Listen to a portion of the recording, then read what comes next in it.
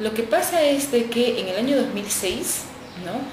el Congreso, en aras de proteger a los adolescentes, niños y adolescentes, de la impunidad de la violencia sexual, decidió aprobar una ley que lo que hizo fue endurecer las penas de todos los tipos de violencia sexual, pero además elevó la edad de la indemnidad sexual a los 18 años. ¿Eso qué quiere decir? De que hasta antes de esa ley, la indemnidad sexual era hasta los 14 años. Eso quiere decir de que la víctima de violencia sexual, si decidía, o sea, si aceptaba o no la violación, o sea, su voluntad no se tomaba en cuenta, no se toma en cuenta. Si a un niño se le viola, así el niño haya querido tener las relaciones sexuales, se asume que por su nivel de madurez no se toman en cuenta esa voluntad, ¿no? Y por lo tanto se sanciona como violación sexual.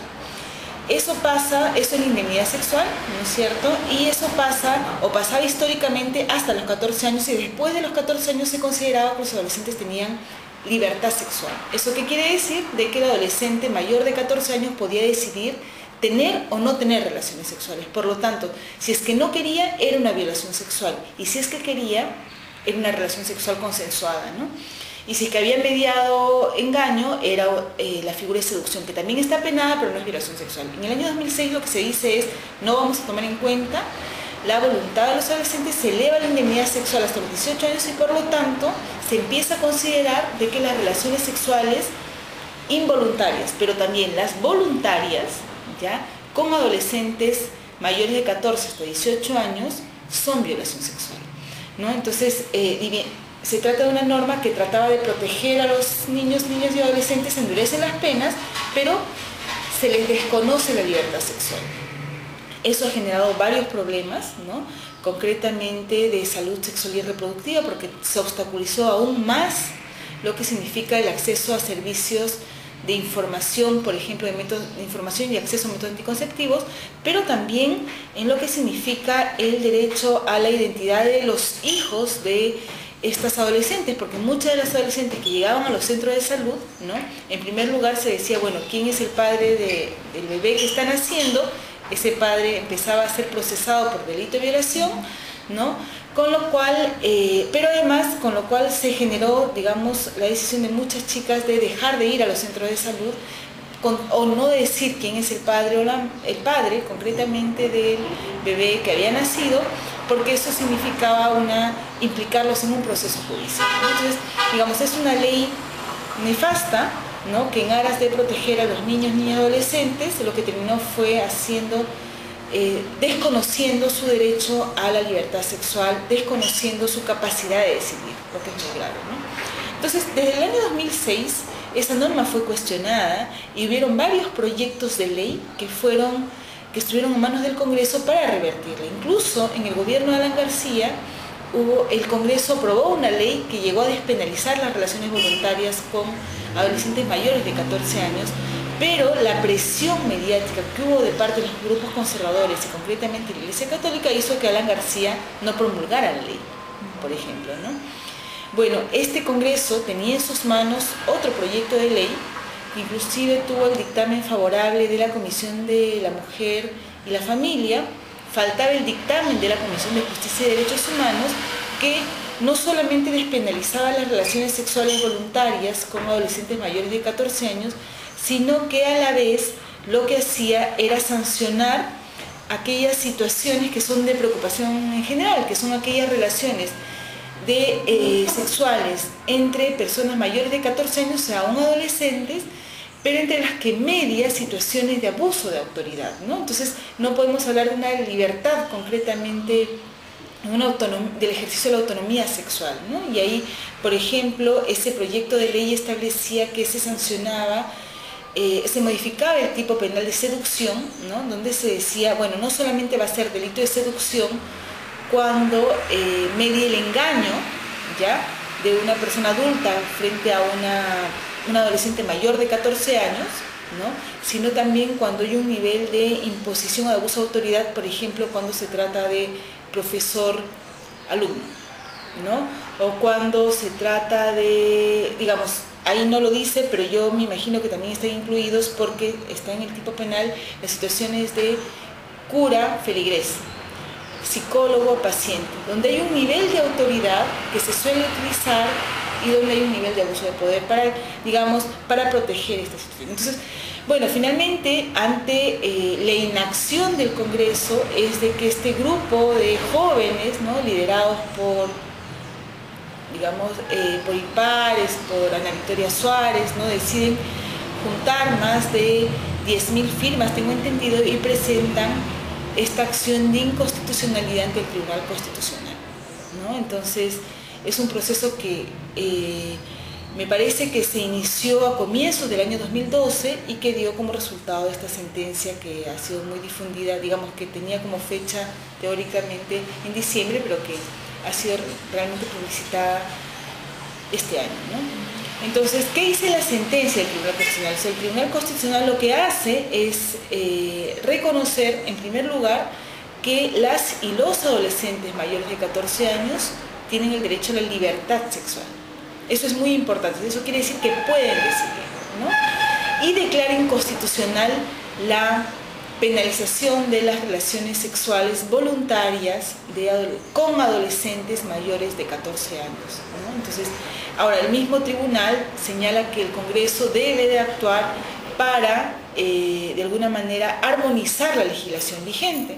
Porque lo cierto es que el Tribunal Constitucional, se declara inconstitucional el inciso 3 del artículo 173, que es lo que hace, entonces lo quita del sistema jurídico,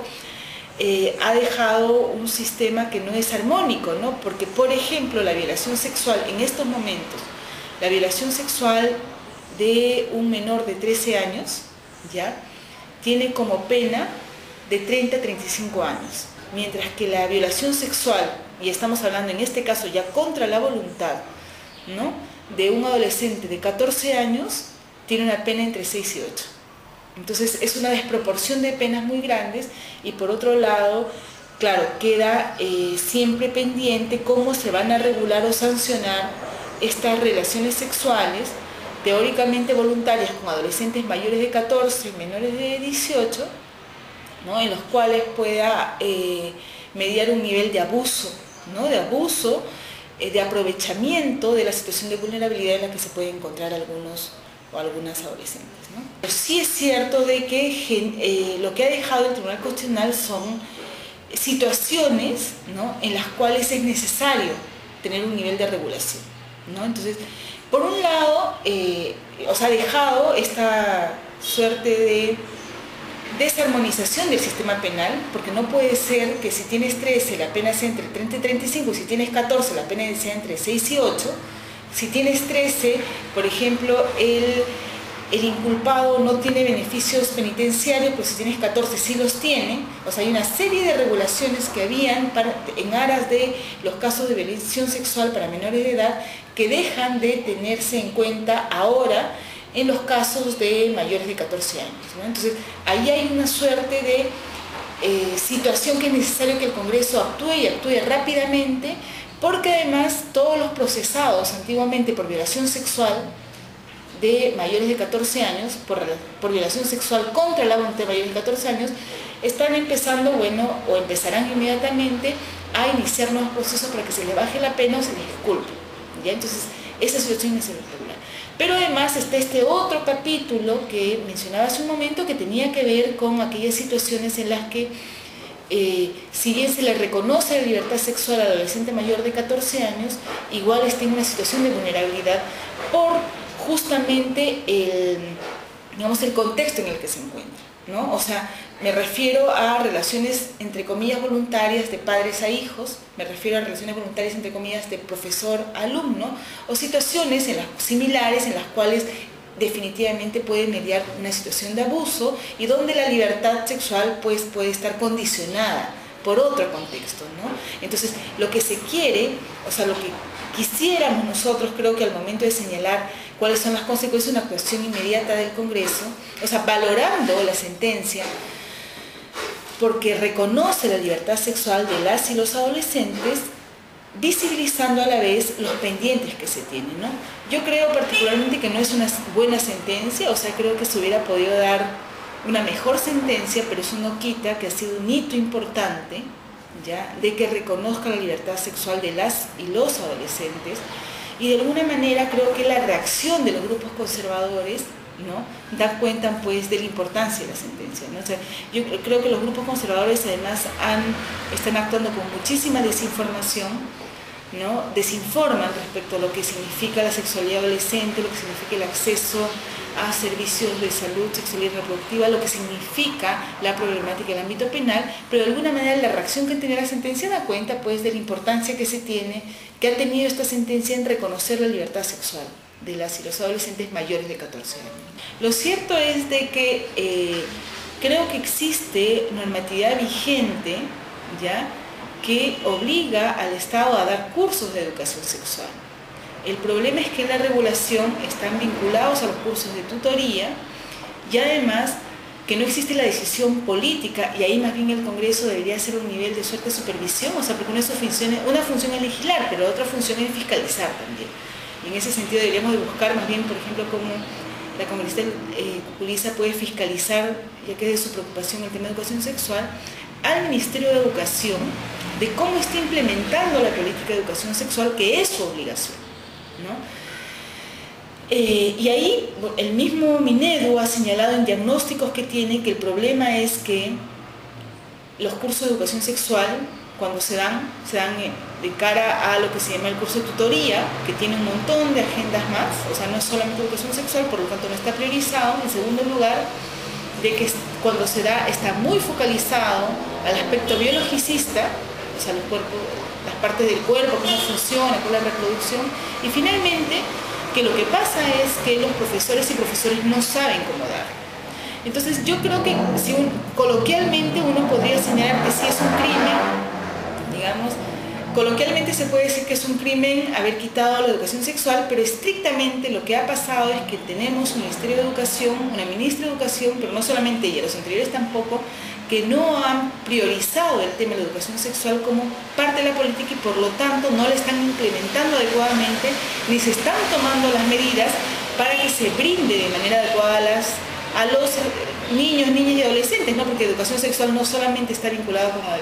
con el tema de adolescencia, sino que de acuerdo a la edad se puede dar desde muy temprano, ¿no? Y en ese marco creo que efectivamente el Congreso tiene una labor, o sea, podría también fiscalizar y pedir rendición de cuentas al Minedu de cómo está implementando y qué es lo que está pasando con esto, porque efectivamente donde sí tiene razón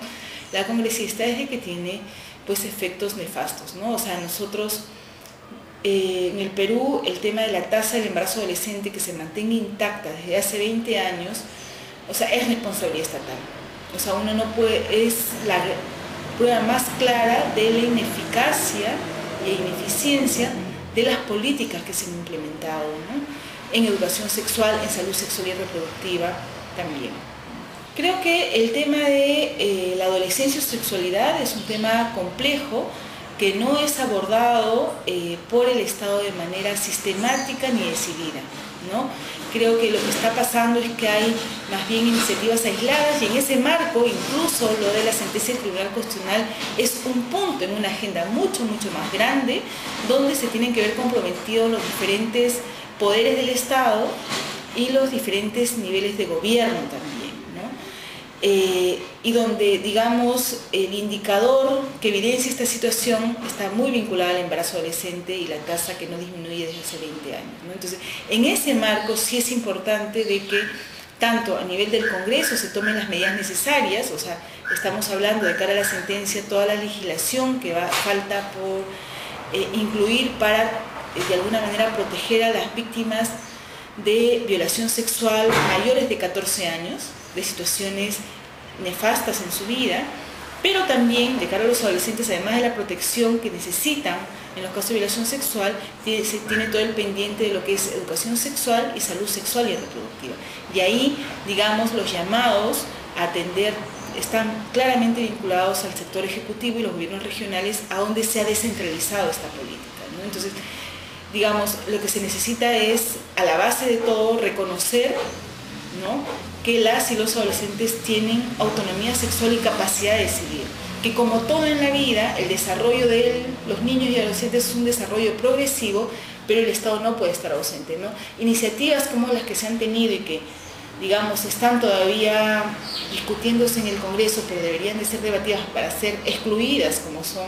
la de quitar del nuevo Código Niño y Adolescente de Educación Sexual o dejárselas a manos de la familia, son altamente peligrosas, ¿no? Más allá del entorno cercano del niño o del adolescente, ¿no? El Estado tiene un rol que cumplir y los diferentes actores tienen que jugar un rol protagónico.